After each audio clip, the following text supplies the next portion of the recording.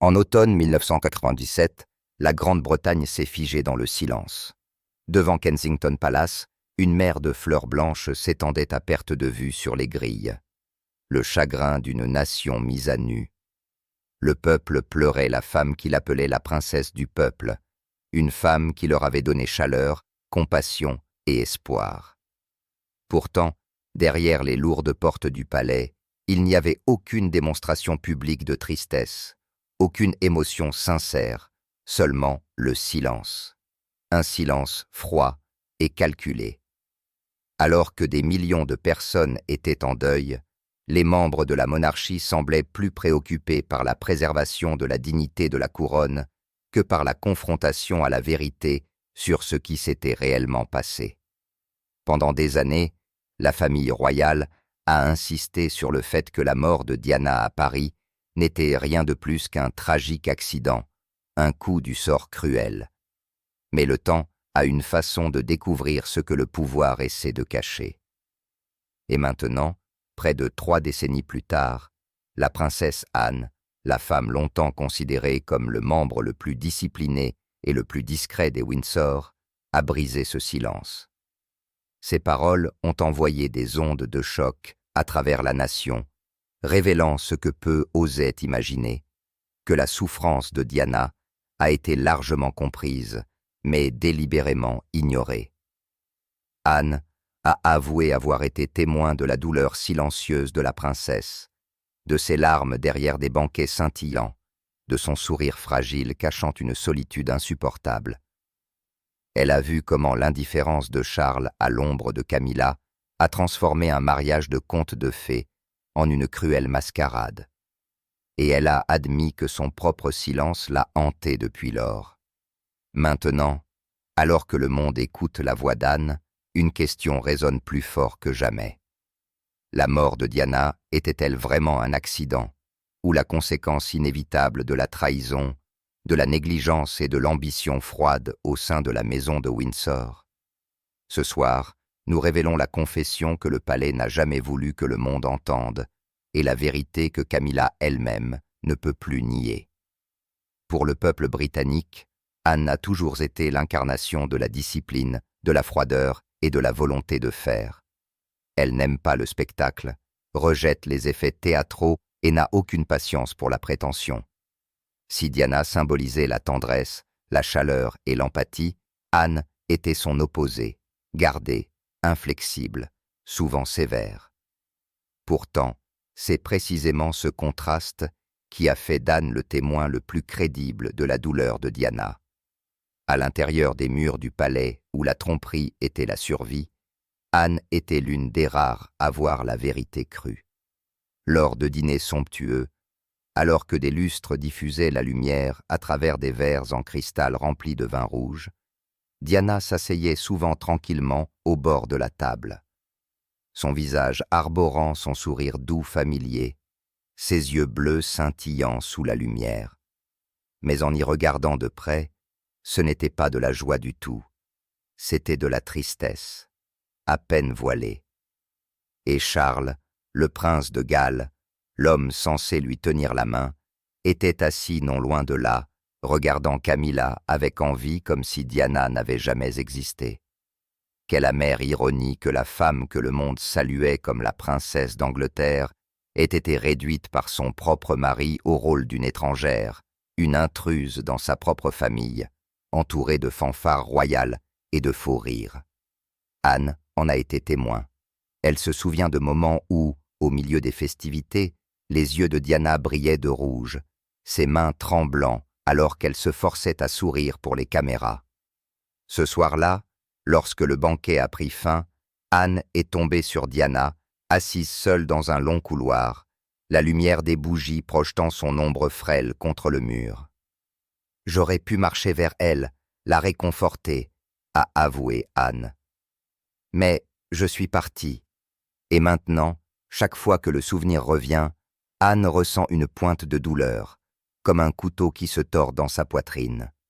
La froideur de Charles et Camilla n'était pas seulement l'angoisse privée de Diana, c'était une humiliation publique de son rôle de princesse.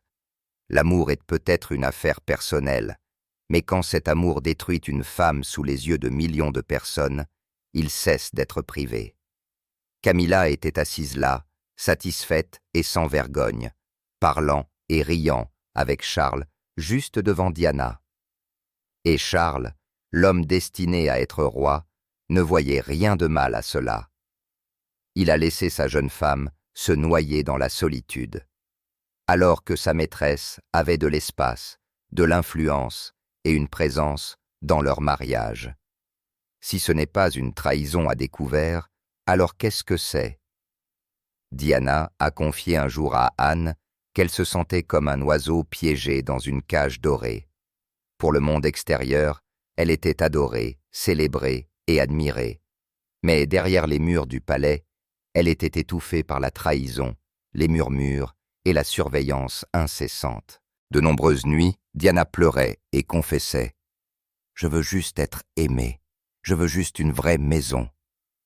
En entendant ces mots, Anne est restée silencieuse.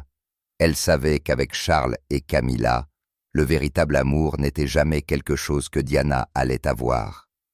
Lors d'une tournée royale, Anne a remarqué à quel point Diana était devenue frêle, son visage pâle, son corps épuisé. Pourtant, elle se forçait toujours à sourire, saluant des milliers de personnes qui l'acclamaient. Au passage du carrosse, Charles n'a même pas jeté un coup d'œil à sa femme. Au lieu de cela, il s'est penché et a chuchoté quelque chose à Camilla, assise juste derrière. Cette image, a admis Anne, l'a hantée pendant des années. C'est à ce moment-là que j'ai réalisé qu'elle était complètement seule, même avec des millions de personnes qui l'applaudissaient, s'est-elle souvenue. La vérité est qu'Anne ne s'est jamais souciée du mélodrame, mais son silence a fait d'elle une spectatrice. Maintenant que Diana est partie, le regret la consume. Elle sait qu'elle aurait pu être l'encre de Diana, la seule voix du palais assez forte pour la défendre, mais elle ne l'a jamais fait. Et ce silence, comme Anne elle-même l'admet, m'a rendu complice d'un crime de silence. Camilla, quant à elle, est devenue plus audacieuse au fil des ans. Elle n'était pas seulement l'autre femme dans le mariage de Charles et Diana. Elle s'est progressivement positionnée comme une présence rivale, défiant effrontément l'existence même de Diana. Ce qui avait commencé comme des regards secrets s'est transformé en défiance ouverte. Et Charles, il a continué à jouer le mari parfait en public, tout en permettant et en protégeant sa maîtresse à huis clos. Diana a été reléguée aux marges de son propre mariage. Alors que Camilla s'est avancée comme si elle avait toujours eu sa place, Anne a tout vu, tout s'est souvenu, et ne l'admet que maintenant. Ces paroles ne sont pas simplement une confession personnelle, elles sont une mise en accusation de l'institution elle-même. Le palais, suggère-t-elle, n'a pas seulement manqué à Diana, il a contribué à la briser. Et à chaque mot, la vérité coupe plus profondément. Diana n'est pas morte uniquement à cause d'un tragique accident. Elle a été tuée bien avant par la trahison, par l'isolement, en étant présentée comme l'étrangère indésirable dans son propre mariage. Anne insiste sur le fait que Diana savait dès le début que Camilla était là. Imaginez cela, une jeune femme à peine âgée de 20 ans, pleine d'espoir, entrant dans un mariage salué comme le mariage du siècle. Le monde regardait avec admiration. Les bénédictions affluaient de tous les coins. Pourtant, sous le voile, le cœur de Diana était lourd. Car même à ce moment-là, elle savait qu'elle n'était pas seule dans cette histoire d'amour. Il y avait une autre ombre, silencieuse, inflexible, qui ne quittait jamais Charles. Une ombre nommée Camilla. Charles était trop occupé à nourrir son lien éternel avec Camilla, la femme qui refusait de disparaître de sa vie, même après son mariage avec Diana. La remarque cinglante d'Anne est un poignard de vérité. La soi-disant princesse de contes de fées était entrée directement dans une tragédie. Son mari n'avait jamais vraiment été sien. Anne se souvient d'une nuit où Diana a rassemblé le courage d'interroger Charles directement au sujet de Camilla. ce n'était pas avec fureur, mais avec la vulnérabilité tremblante d'une femme désespérée d'un véritable amour. Sa réponse, le silence, et ce silence était plus douloureux que n'importe quelle réponse. Diana a alors réalisé que dans son cœur, Camilla était la véritable maîtresse de ses affections. Anne se souvient de la façon dont Diana a sangloté cette nuit-là. Mais dès le lendemain, elle est apparue devant les caméras avec son sourire royal impeccable. Quelle ironie, réfléchit Anne, que la monarchie se soit enorgueillie de moralité et de dignité. Parce que dans cette histoire, l'homme destiné au trône avait transformé son mariage en une parodie. Charles a trahi non seulement sa femme, mais les valeurs mêmes qu'il était censé incarner. Et Camilla, elle n'a jamais quitté la scène. Parfois lors de dîners secrets, parfois se glissant tranquillement dans le palais, comme si elle y appartenait. Pour Diana, chaque rencontre avec Camilla était un nouveau coup au cœur. Pourtant, elle était forcée de rester silencieuse, car le monde exigeait la perfection de sa princesse. Anne a admis qu'elle avait un jour essayé de prévenir son frère. « Arrête ça, Charles. Pense à l'honneur de la couronne. Pense aux enfants à venir. Et pense à la femme qui souffre en silence à tes côtés. » Mais ces mots se sont évanouis comme de la fumée. Charles les a ignorés, insistant même sur le fait que son amour pour Camilla était quelque chose auquel personne ne pourrait jamais s'immiscer. C'était une arrogance indigne d'un homme qui était censé placer le devoir au-dessus du désir. Pour Diana, chaque jour au palais semblait interminable. Elle savait que Camilla était toujours là, rôdant comme une ombre. Elle apparaissait dans les conversations chuchotées de Charles, dans les appels téléphoniques secrets, même à l'arrière-plan des tournées royales officielles.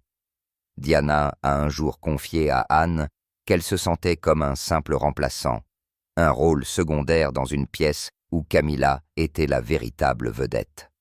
La cruelle vérité était qu'elle n'avait pas tort. Anne a avoué que pendant ces années, elle a choisi le silence. Elle pensait que le mariage de Charles et Diana était une affaire privée.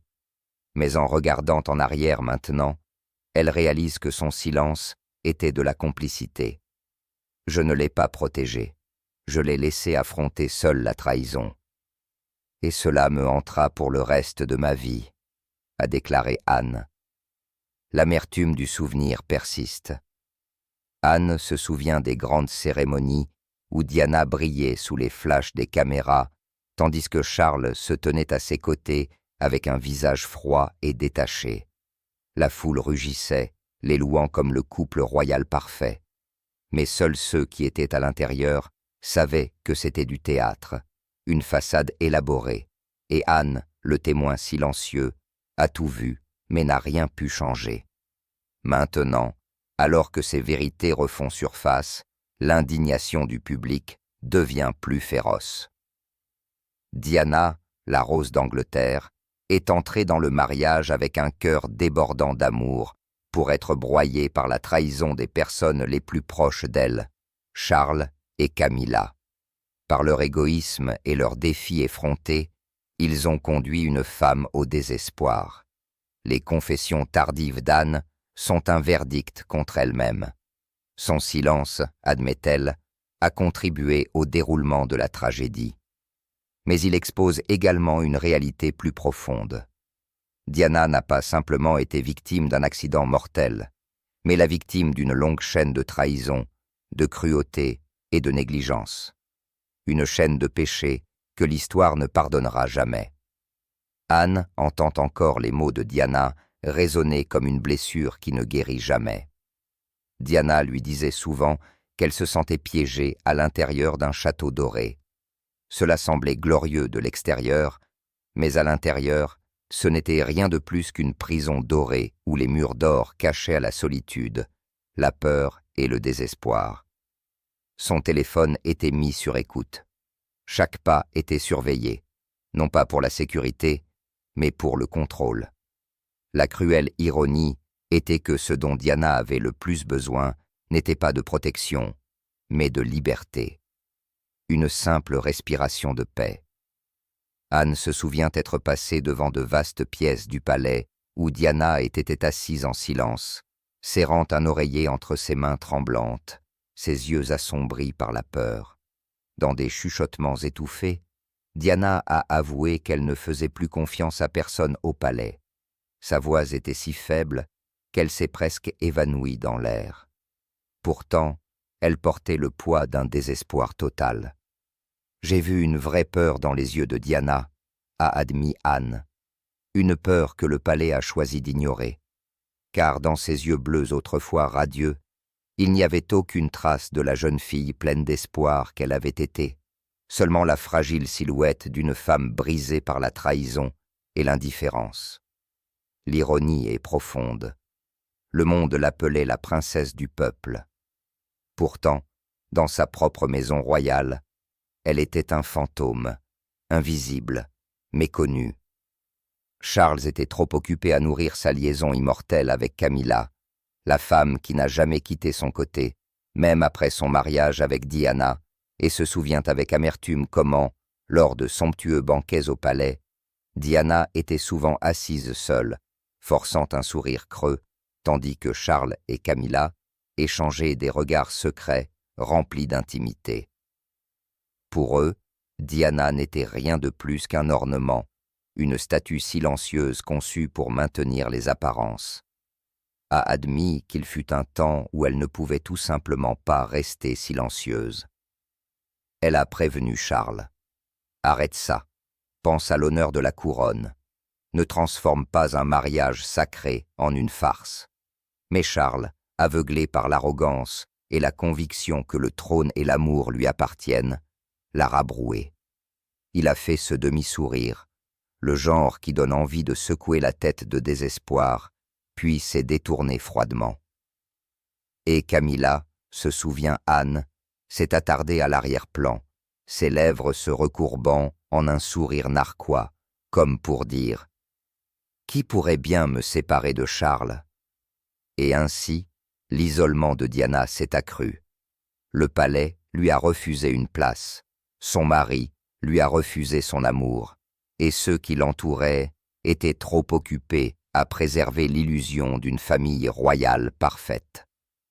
Anne, connue pour son sang-froid et sa discipline, a souvent fait semblant de ne pas remarquer, choisissant la sécurité du silence. Mais, avec le temps, il lui est devenu insupportable de voir Diana se flétrir sous ses yeux. Dans des moments de calme, Anne a commencé à tourner ses questions vers l'intérieur. Pourquoi avait-elle, elle qui était réputée pour sa force, son honnêteté brutale, son sens du devoir, permis à une femme fragile comme Diana de souffrir seule? Il y a eu des nuits, a-t-elle avoué, où elle ne pouvait pas dormir. L'image de Diana dans cette vaste pièce solitaire, ses yeux terrifiés et son murmure « Je ne fais plus confiance à personne » l'ont hantée comme un refrain.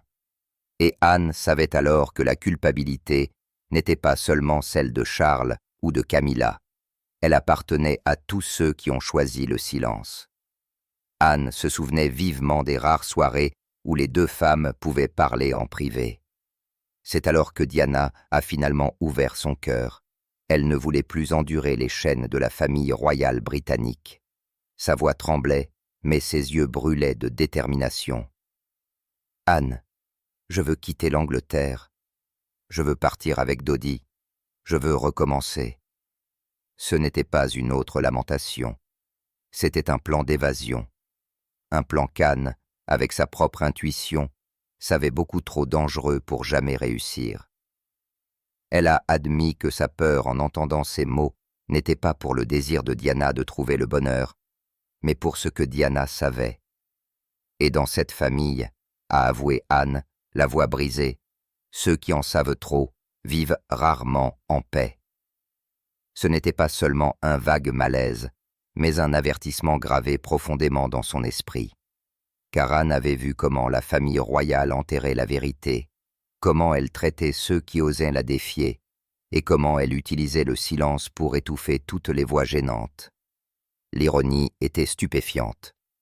la femme autrefois considérée comme une étrangère dans son mariage avec Charles, était devenue une épine dans le pied de la monarchie simplement parce qu'elle portait trop de vérité. Charles, quant à lui, était à jamais absorbé par Camilla Baham, sa maîtresse immortelle, qu'il ne prenait même plus la peine de cacher. Tandis que Diana se battait désespérément pour la liberté, Camilla planait, implacable comme une ombre, transformant tous les efforts de Diana en un exercice de futilité. Charles a nourri Camilla comme si elle était une passion éternelle, a dit Anne avec amertume, tandis que Diana était traitée comme un simple nom, nécessaire seulement pour maintenir le trône stable.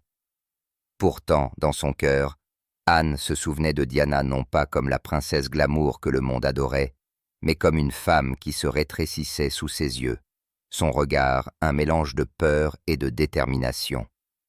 Elle ne voulait plus pleurer seule dans des chambres dorées, elle voulait partir, elle voulait vivre, et tragiquement, mais ce désir le plus simple est devenu la plus grave menace pour tout un système de pouvoir. Puis est venue cette nuit fatidique à Paris. Anne a dit qu'elle n'oublierait jamais le sentiment qu'elle a ressenti en apprenant la nouvelle.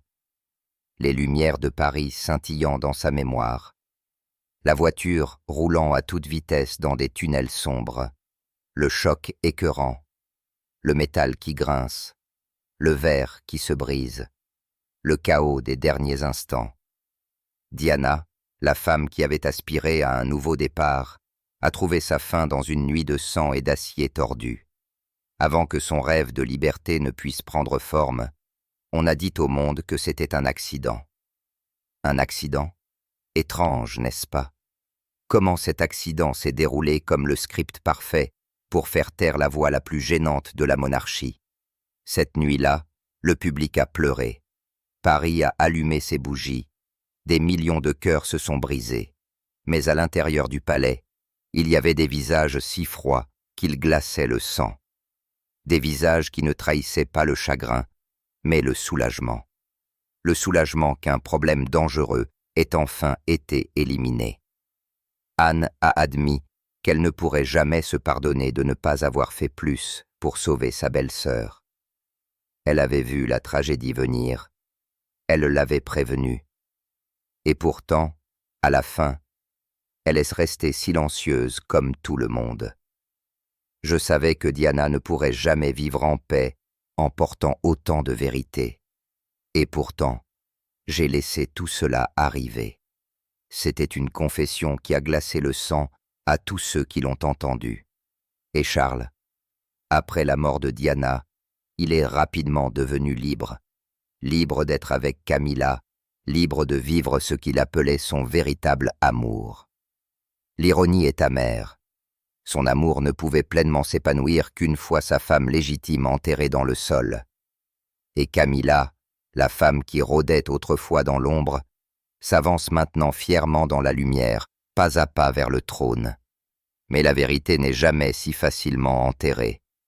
Dans chaque mot de la confession d'Anne, le public a vu plus clairement le prix que Diana avait payé, le prix d'une femme qui a osé aimer, rêver et s'exprimer dans cette tragédie, peu importe combien le palais a essayé de la dissimuler, reste une tache indélébile sur l'histoire de la monarchie britannique. Anne s'est souvenue du moment où elle a appris la nouvelle de l'accident. Elle a eu l'impression que son cœur avait été écrasé dans une étreinte de fer. Mais cette douleur n'était que le début. Car ce qui l'a hanté le plus, c'est la réaction glaçante à l'intérieur du palais par la suite. Le monde extérieur se noyait dans les larmes. Des millions de bougies ont illuminé la nuit à la mémoire de Diana. Pourtant, dans les halls dorés de la royauté, l'air était lourd d'un détachement froid qui était horrible à voir. La mort de Diana n'a pas ébranlé le cœur du palais. Elle n'a fait que susciter de froids calculs, a admis Anne avec amertume. Et à ce moment-là, elle a clairement vu le fossé immense et terrible entre l'amour du peuple et l'indifférence de sa propre famille. Alors que le public s'effondrait de chagrin, Charles et Camilla sont restés étrangement impassibles. Pas de larmes, pas de choc. Au lieu de cela, Anne a entendu des chuchotements autour de la longue table dans cette pièce isolée. Il ne parlait pas d'une mère qui venait de laisser 2 jeunes garçons derrière elle. Personne n'a mentionné la femme qui avait donné sa jeunesse pour porter l'image de la monarchie. Il ne parlait que des dommages causés aux médias, de ce que le public penserait, de la façon de protéger la dignité de la couronne. L'ironie est grotesque. Dans l'heure la plus sombre, la mort de Diana a été pesée comme une équation de relations publiques. Camilla a dénigré l'autre femme pendant des années, et s'est même jointe à la conversation avec un ton effroyablement désinvolte, comme si elle était déjà l'épouse légitime. Nous devons contrôler le récit. Nous ne pouvons pas laisser le public fouiller dans le passé, a déclaré Camilla. Sa voix est froide, comme si elle parlait de nettoyer un gâchis, pas de la mort d'un être humain. Et Charles, l'homme qui aurait dû être le plus profondément affecté, n'a répété qu'une seule phrase. Nous devons protéger la monarchie. Anne s'est souvenu avec amertume qu'il n'a jamais prononcé le nom de Diana une seule fois pendant toute la conversation. La femme qui avait été sa femme, qui lui avait donné 2 enfants, a été réduite à des mots vagues comme le problème, la conséquence, la crise. Peut-être que pour eux, Diana n'était rien de plus qu'un pion dont l'utilité avait expiré, un personnage secondaire dans le jeu de pouvoir de Camilla et Charles. Les mots cinglants d'Anne coupent profondément, non pas comme une spéculation, mais comme le témoignage de quelqu'un qui avait été dans cette pièce même. Elle a admis qu'elle était assise en silence, les mains serrées sous la table, se demandant si quelqu'un dans cette famille avait encore un cœur capable de ressentir le deuil. Elle a pensé à 2 garçons maintenant orphelins. Elle a pensé aux yeux craintifs de Diana lorsqu'elle a dit un jour « Je ne fais confiance à personne dans ce palais. » Et maintenant, il avait été prouvé que Diana avait raison. Elle ne pouvait jamais leur faire confiance, parce que le palais ne lui avait jamais offert un lieu sûr, pas même dans ses derniers instants. Dehors, le monde entier pleurait une princesse devenue une icône. À l'intérieur, Charles et Camilla ont froidement réorganisé les pièces du pouvoir comme s'ils suivaient un scénario écrit depuis longtemps. Le contraste était brutalement cruel, à tel point qu'Anne a admis avoir honte de porter le nom de Windsor. Entre la foule en pleurs devant les grilles du palais et l'indifférence glaçante à l'intérieur, Anne a réalisé une dure vérité. Diana n'est pas simplement morte dans un accident. Elle a été détruite par l'apathie, par la trahison, par la froideur calculée cachée sous le manteau royal. Et elle-même, celle qui avait été témoin, qui avait su mais était restée silencieuse, était devenue une complice silencieuse d'un crime de silence. Dans l'atmosphère suffocante du palais, lorsque la sombre nouvelle est tombée, Anne a tranquillement étudié les visages glacés autour de la longue table. Elle savait qu'elle n'était pas comme eux, mais cette différence était enfouie sous un fait impitoyable, le silence. Et c'est là qu'Anne a commencé à confesser l'une des plus grandes erreurs de sa vie. Elle s'est souvenue comment, pendant des années, elle avait choisi de rester à l'écart dans les conflits entre Charles, Camilla et Diana. Quand Diana pleurait dans les longs couloirs vides, quand sa belle-sœur implorait un peu de protection, Anne lui tournait le dos. « Je suis restée silencieuse bien trop longtemps », a-t-elle admis, la voix brisée. « Je pensais que le silence empêcherait les flammes de se propager, mais en vérité, cela n'a fait que laisser Diana plus seule dans une bataille qu'elle n'avait jamais choisie. » L'image d'une jeune et belle femme portant le fardeau d'être princesse de Galles, mais abandonnée comme une étrangère dans sa propre maison, a hanté Anne pour le reste de sa vie. Elle s'est souvenue avoir vu Diana trembler sous la pression, avouant même à travers des sanglots qu'elle était poussée au désespoir. Mais au lieu de tendre la main, Anne avait choisi la dureté, le détachement, laissant sa belle-sœur l'endurer seule. Peut-être que j'avais tort. J'aurais dû faire plus. J'aurais dû tenir tête à Charles. J'aurais dû dire à Camilla que sa présence tuait Diana jour après jour, mais je ne l'ai pas fait. Et ce silence fait maintenant de moi une complice. La confession d'Anne a tranché comme une lame à travers la fausse façade que le palais avait passé des décennies à construire.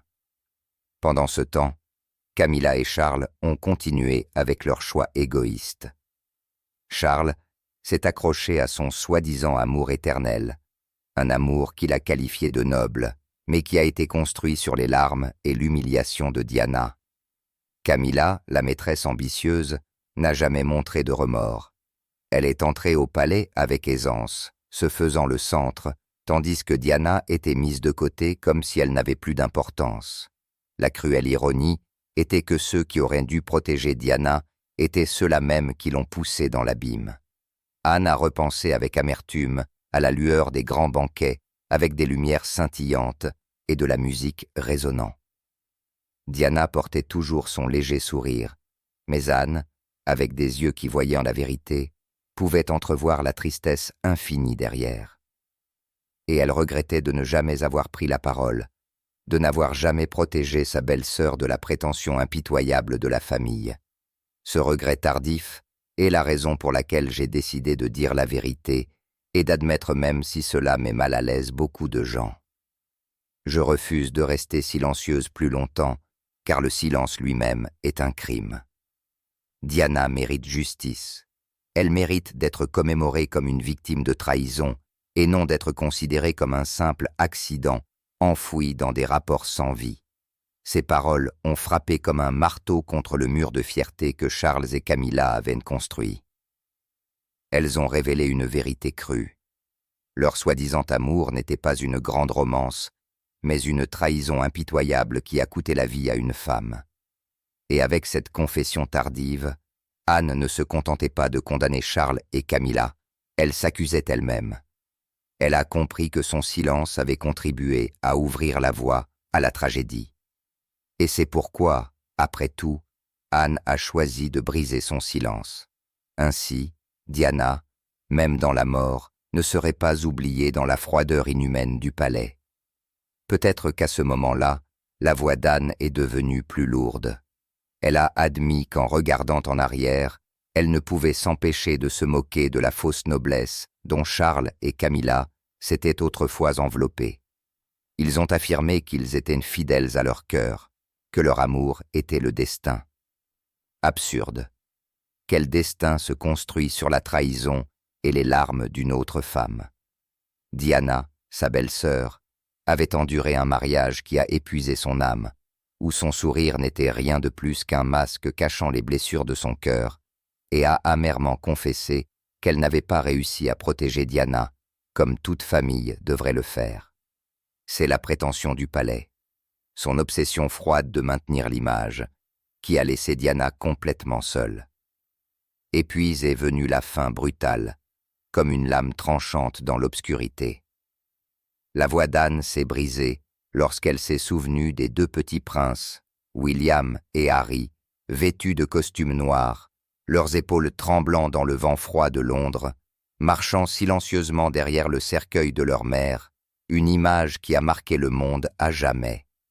Leurs yeux tristes et leurs lèvres serrées retenant les larmes n'étaient pas seulement déchirants, ils étaient le jugement le plus dur sur Charles et Camilla. Ils auraient dû avoir une famille complète. Ils n'auraient jamais dû grandir hantés par la pensée que le seul parent qui les aimait, inconditionnellement, leur a été enlevé dans la tourmente.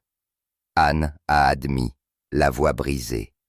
Elle craignait que l'éloignement entre William et Harry aujourd'hui, les distances qui ne guériront peut-être jamais, soient les conséquences directes de cette blessure qui ne s'est jamais refermée. Une blessure que Charles et Camilla, peu importe le nombre de couronnes qu'ils portent, ne pourront jamais effacer. Et c'est lorsqu'elle a parlé de la douleur de William et Harry qu'Anne a réalisé qu'elle ne pouvait plus rester silencieuse. Au fond d'elle, elle savait que cette tragédie ne concernait pas seulement la mort d'une mère, mais le début de fracture que la famille royale porte encore aujourd'hui. Les yeux lourds, Anne a chuchoté une amère confession. Si Diana avait vécu, l'histoire de la monarchie britannique aurait été différente. Oui, Diana était plus qu'une princesse. Elle était l'âme d'une époque, le battement de cœur du peuple. Et la cruelle vérité est que pendant que le monde la pleurait, ceux qui l'ont trahie ont continué comme si sa mort n'était qu'un autre chapitre clos pour que leur pièce puisse continuer. Camilla peut s'asseoir sur le trône. Charles peut porter la couronne, mais le fantôme de Diana est quelque chose auquel ils n'échapperont jamais. Peu importe la hauteur des murs du palais, peu importe le nombre de grandes cérémonies organisées, l'image de cette femme solitaire piégée dans sa cage dorée reviendra toujours. Une accusation éternelle. Anne savait trop bien que son regret ne pourrait jamais réécrire le passé. Tout ce qu'elle pouvait faire était de dire la vérité. Ainsi, le public a compris que tout le monde dans la famille royale n'était pas aveugle à la souffrance de Diana. Mais sa confession a également exposé le vrai visage de Charles et Camilla. Un amour égoïste construit sur le sacrifice d'une autre femme. Une ambition si avide de pouvoir qu'elle a écrasé même les larmes de 2 enfants. Et c'est le verdict le plus lourd de tous. Le verdict de la conscience et de la mémoire. Quelque chose qu'aucune couronne ne peut jamais effacer. Alors, que pensez-vous de ces révélations? La vérité éclatera-t-elle un jour pleinement au grand jour? Ou restera-t-elle enfouie sous la façade scintillante du palais? Partagez vos pensées. Transmettez cette histoire et ensemble, assurons-nous que le souvenir de Diana ne s'efface jamais du cœur du peuple.